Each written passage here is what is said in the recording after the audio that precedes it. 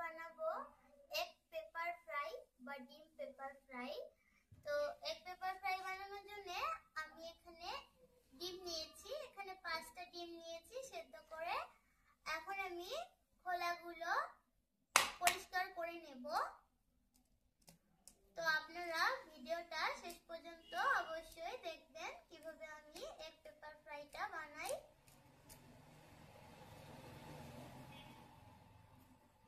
এই যে আমি ডিমগুলোকে পরিষ্কার করে নিয়েছি, এখন আমি মাঝখান থেকে কেটে নেব। সেম প্রসেসে আমি সমস্ত ডিমগুলোকে কেটে নিয়েছি। এখন আমি ডিমগুলোতে একটুখানি গোলমরিচ গুঁড়ো, লঙ্কা গুঁড়ো, হলুদ গুঁড়ো সামান্য একটু করে উপর থেকে দিলাম যাতে কালারটা ভালো আসে। কড়াইয়ে তেল দিয়ে দেব। আমি এখানে সরিষার তেল দিচ্ছি, আপনারা চাইলে এটা সাদা তেল দিয়েও করতে পারেন। তেল গরম করে নিয়েছি, এখন আমি দুটো কারি পাতা দিয়ে দিচ্ছি যাতে সুন্দর একটা ফ্লেভার আসে ডিমগুলোতে ভাজার সময়। এখন আমি ডিমগুলো দিয়ে দেব। ডিমগুলো কিন্তু আমি কুসুমের সাইডটা দিয়ে দিচ্ছি, তাহলে কিন্তু ভাঙবে না, ভাঙার চান্সটা থাকে না। ডিমটাকে উল্টে দেব।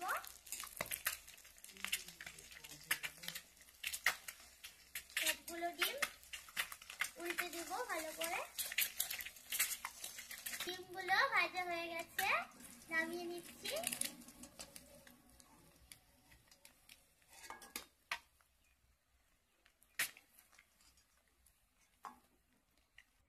এখন আমি এই কড়াইয়ে একটু তেল বেঁচেছে, এই তেলে আমি রান্নাটা করব। প্রথমে আমি দিয়ে দিচ্ছি পেঁয়াজ কুচি। পেঁয়াজটাকে ভালো করে ভেজে নেব।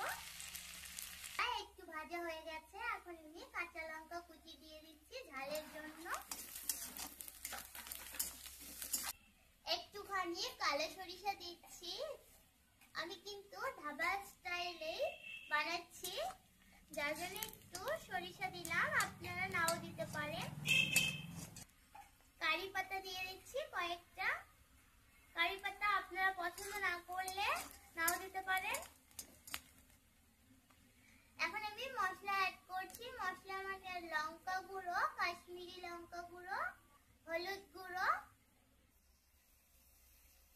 সমস্ত উপকরণ মিশিয়ে নেওয়া হয়ে গেছে। এখন আমি দিয়ে দিচ্ছি আদা রসুন বাটা।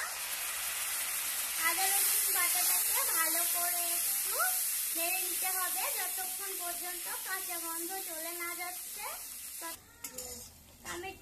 কাঁচা গন্ধ কিন্তু চলে গেছে আদা রসুনের। এখন আমি টমেটো পেস্ট করে নিয়েছি, সেটা দিয়ে দেব। টমেটো পেস্টটা দিলে কিন্তু গ্রেভিটা খুব সুন্দর হবে। এখন টমেটোটাকে ততক্ষণে সেদ্ধ হতে হতে আমি মশলা তৈরি করে নেব। মেন যে মশলাটা দরকার সেটা তৈরি করে নেব।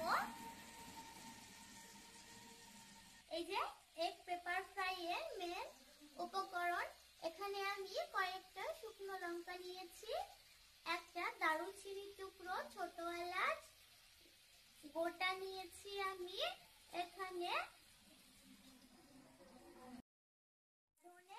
গোটা জিরে, গোটা মহরি। এখন আমি এগুলোকে একটু শুকনো খোলায় ভেজে নেব। ভেজে ঠান্ডা করে নিতে হবে। এইদিকে টমেটোটা সেদ্ধ হচ্ছে, ততক্ষণে এইদিকে আমি মশলাটা ভেজে নিচ্ছি। ভেজে আমি তৈরি করে নেব, ঠান্ডা করে এটাকে গুঁড়ো করে নেব। এটা কিন্তু ভাজা হয়ে গেছে, নামিয়ে নিচ্ছি।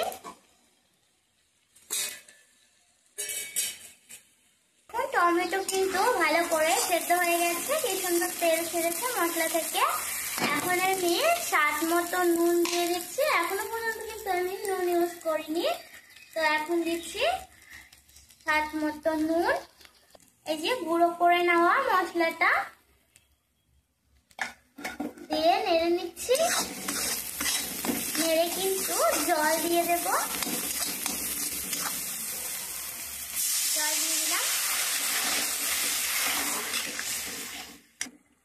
ঝোলটা ফুটে গেছে। এখন কিন্তু আমি ডিমগুলো দিয়ে দেব, ভেজে রাখা ডিমগুলো দিয়ে এটাকে 5 মিনিট রান্না করে নেব।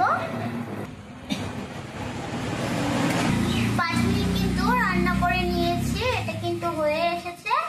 এখন উপর থেকে আমি ফিনিশ করার জন্য ধনেপাতা কুচি দিচ্ছি আর একটা কাঁচা লঙ্কা চিড়ে উপর থেকে দিয়ে দিচ্ছি। এখন আমি সার্ভ করছি। আমার আজকের রেসিপিটা যদি আপনাদের ভালো লাগে অবশ্যই কমেন্টে জানিয়ে দেবেন কিরকম লাগলো আজকের রেসিপি। বাড়িতে অবশ্যই ট্রাই করবেন ভালো লাগলে, আর লাইক কমেন্ট করে দেবেন। আর চ্যানেলে নতুন হয়ে থাকলে চ্যানেলটিকে অবশ্যই সাবস্ক্রাইব করে দেবেন। সুস্থ থাকবেন, ভালো থাকবেন সবাই। আজকের এই পর্যন্তই ভিডিও, যে ফিনিশিং লুক